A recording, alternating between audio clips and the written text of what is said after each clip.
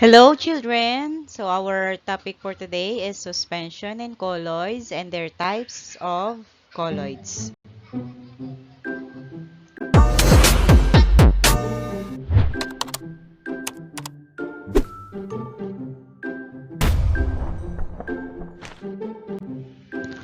Hello grade 6 students! Ako na naman ito, ang inyong madiscarding guro, Teacher Jenny.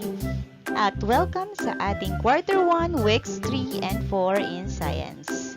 Tara, mag-aral tayo at matuto at explore ang ating world in science.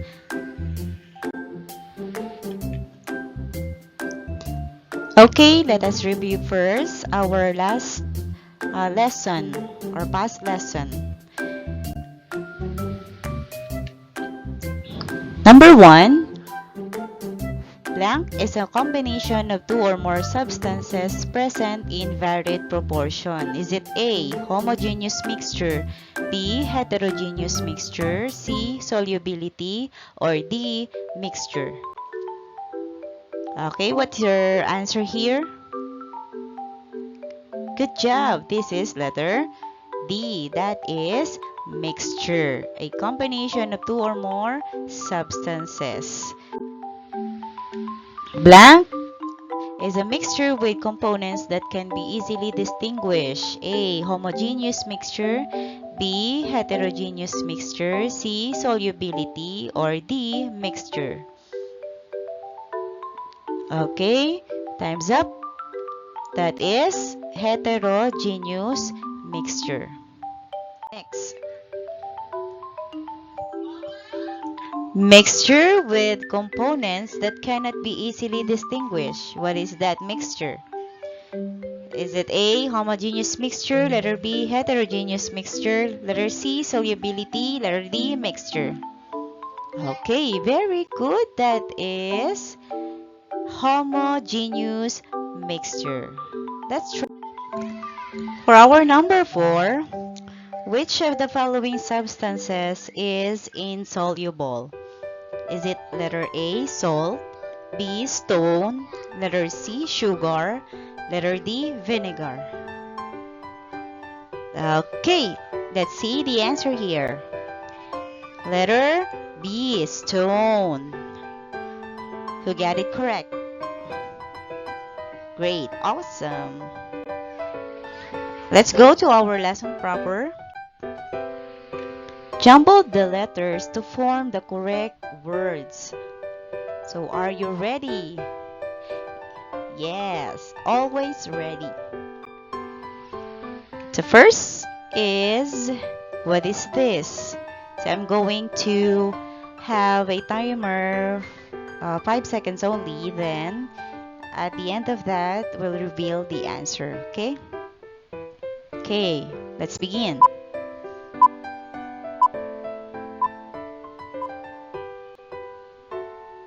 That is colloids. What is this?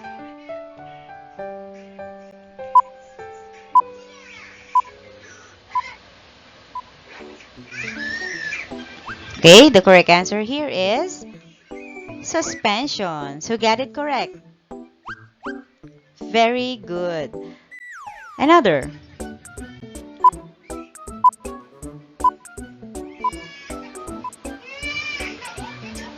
This is emulsion. Good job.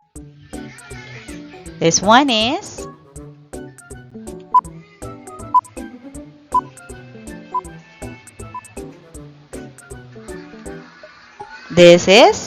aerosol.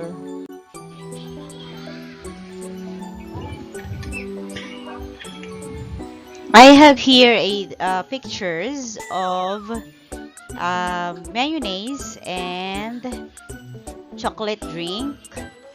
So that is what we call also a mixture. So based on their characteristics, what kind of mixture do they are? Okay, this one, real mayonnaise, is colloid, and this one for chocolate drink, that is suspension. So, what is suspension?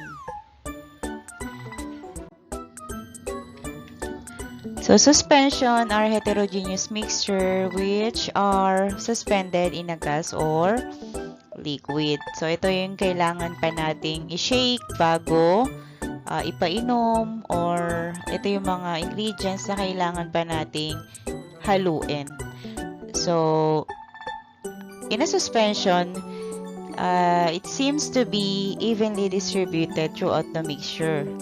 So, however, yung mga particles na yan still remain visible as they are suspended within the liquid.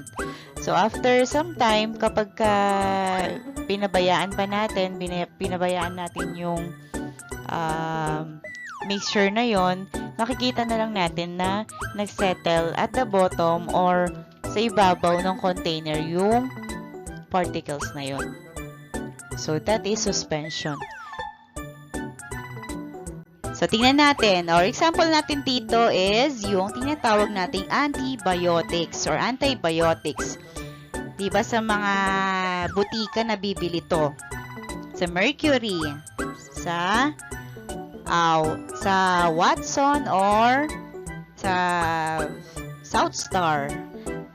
Yan na mabibili natin. So, ito, kadalasan ay binibigay sa mga kabataan na katulad nyo, yung mga hindi pa kayang, katulad nyo, yung mga baby na hindi pa kayang mag-swallow ng capsules or ng tablet. So, sobrang baby pa kasi nila.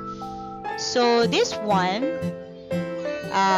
binibigay ng merong flavor. So, may flavor na to. Halimbawa, nakakita na ba kayo ng medicine na may orange flavor, apple flavor?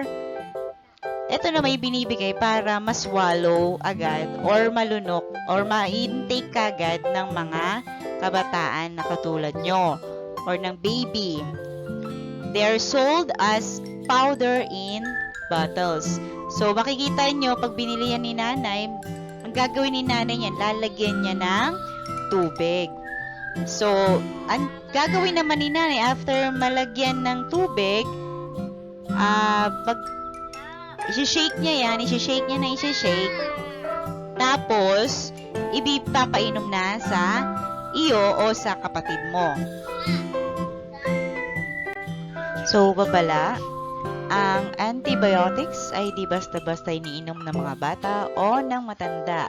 Ito ay prescribed ni Doc kung ilang araw, linggo lamang ito dapat inumin. So, these two pictures are also examples of what we call suspension. Flour in water, sand in water. Okay, so dito naman tayo sa colloids. So, what is colloids? Colloids are another form of mixture. It is composed of a substance that is evenly distributed throughout another substance. Example of that is a mixture of milk and water. So, sabi dito, it might look like a solution at first, but when you studied under a microscope, that is the time that we're going to say that a colloid has bigger and unevenly distributed particles in its dispersing medium. So, hindi rin natin siya pwedeng sabihin na suspension. It's because hindi naman nagsettle down or hindi rin tumaas yung tinatawag nating dispersed medium, which is yung milk. So, naiintindihan po ba? Okay, let's go to the another slide. So, ito yung sinasabi ko na mga small particles na makikita under a microscope. So, itong mga bilog-bilog na to, ayan, yan ay mga small particles na gumagalaw or naggagalawan sa loob. That's why hindi siya natin matatawag as suspension kasi hindi naman nagsettle down or hindi rin pumaibabaw yung mga particles na yan. So, yun yung example natin. Yung milk is a colloid, and then also yung ladies ah, yung mayonnaise. Welcome to our video of suspensions, solutions, and colloids. With me, Will Nye the Science Guy, and Sean. First up is solution. A solution is a homogeneous mixture of two or more substances. It is always transparent and light can pass through with no scattering from solute particles. Here's an example of a solution. An example would be mixing sugar and water.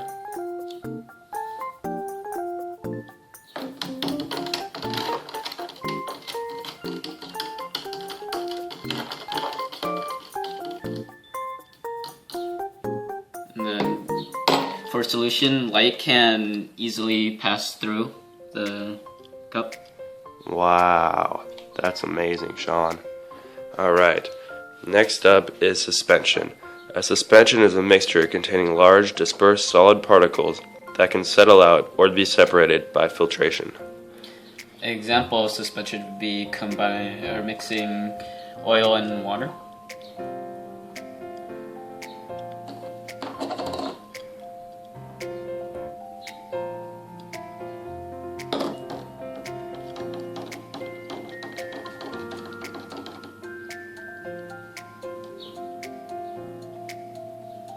For suspension, the particles easily separate and light can easily pass through.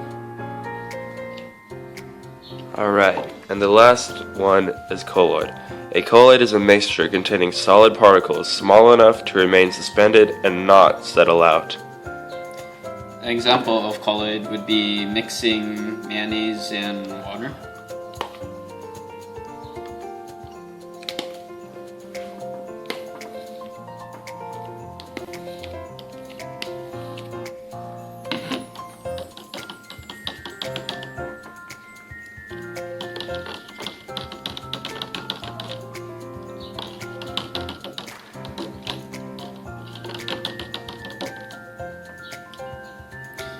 For colloids, light is very hard to pass through. See, you can't see the light. Alright, thank you for joining us. And this has been Science with Will Nye the Science Guy and Sean. Pag sinabi naman nating Tyndall effect, it is the scattering of light by the colloidal particles. So, based on our experimentation, ito yung part na inilawan natin yung isang mixture. Halimbawa, yung milk sa colloid. So, ito naman, nakikita natin na nakascattered yung light. Ang tawag doon sa scattering of light na yon is Tyndall effect. Then, pag tiningnan natin sa microscope, yung mga particles na maliliit na yon, which is nakasuspend or nakatigil doon sa liquid or gas, ang tawag naman natin doon ay Brownian movement.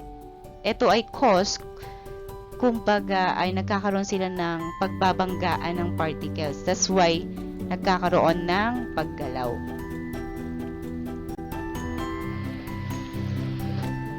Dispersed phase is the substance being distributed throughout the mixture, while dispersal medium is the substance throughout which the dispersed phase is distributed. So take a look at the example here for you to know better. The example is the muddy water. So yung muddy is solid, then yung water is liquid. So tingnan natin, dispersed phase, then dispersal medium. So under ng dispersed phase, nasan kaya? Is it muddy or ito yung water? So the correct answer here is siya yung mud. So dito naman sa dispersal medium, syempre ito yung water. So types of colloids, we have aerosol, is a substance enclosed under pressure and able to release as a fine spray by means of a propellant gas. So ang ating dispersed phase ay liquid and dispersed medium is yung gas. So ano-ano yung mga example niya sa aerosol? Aerosol examples are smoke, dust, fog, mist, cloud, insecticide spray. So, marami pa yung iba. So, dito naman tayo sa emulsion. Ang emulsion naman are fine dispersion of mini droplets of one liquid in another in which it is not soluble nor miscible. When two or more immiscible liquids are mixed, they form a water in oil emulsion. So in this case, water is the dispersed phase and oil is the continuous phase. So sabi dito, liquid to liquid. So nakakapag-create siya ng emulsion. Ano-ano yung mga example niya? We have milk, we have also hair cream, mayonnaise, and so on. So marami pang iba. So, dito naman tayo sa foam. Yung foam is a colloid in which the particles are gas bubbles and the medium is liquid. So, dito, ang sabi dito ay gas, liquid. Ang dispersed phase ay gas, then liquid naman yung kanyang dispersed medium. So, ano-ano yung mga example ng ating tinatawag na foam? So, ang foam natin dito ay meron tayong froth. Pag sinabing froth, ito yung sa alak or sa beer. Pag nakikita natin siya, hinalo na, dinagay sa isang lagayan, so yung bula niya is nasa ibabaw. So that is froth. So whipped cream, soap ladder. Yan yung mga example ng tinatawag natin na foam. So dito naman sa sol, yung sol naman is a colloid made from a very small solid particles in a continuous medium. Sabi dito, this is liquid solid. So, liquid solid natin is, ang mga example nito ay paints, cell fluids, kung meron namang solid to solid, ang tawag doon ay solid sol. So, mga example naman is some colored glasses and gemstones. So, kapag ka naman gas to solid, ang tawag naman din doon ay solid sol. So, pumice stone, foam rubber. So, yun yung mga example ng ating classification of colloids or the types of colloids. Okay, let's try this example. So, we have muddy water or paint, milk, mayonnaise, then whipped cream or froth. Pag sinabi nating froth, ito yung bula dun sa alak. So, the dispersal medium natin is dun sa muddy water. And then, dispersal phase is also what? Solid. Kasi, yung solid doon ay yung mud. Then, yung liquid is yung water. So, kind of colloid niya is sol. Then, dito sa milk and mayonnaise, ano kaya ang dispersal medium niya? So, that is also liquid, then liquid din. So, that is, ano yung liquid to liquid natin? That is emulsion. So, whipped cream naman, and then yung froth, of course, sabi ko kanina, yung alak is composed of what? Diba liquid yon? So, that is liquid, then also gas. That's why mayroon siyang bula. And that will create as a foam. So, for your activity, learning task 4, study the mixtures below and classify whether it is a solution, suspension, or colloid. So, write them in the appropriate column. So, you're going to copy this. You're not going to answer in the module, but you're going to copy this in your paper or in your bond paper. So, you're going to put in a suspension, is it oil and water, sand and water, and so on. So, for your next activity, learning task 5, study the materials inside the box. Choose two materials and combine them to make either heterogeneous or homogeneous mixture. So, for example, In homogeneous mixture, you're going to write salt and water. In heterogeneous mixture, you're going to write buttons, pasta, and so on. So, do you get it? Okay, so next slide.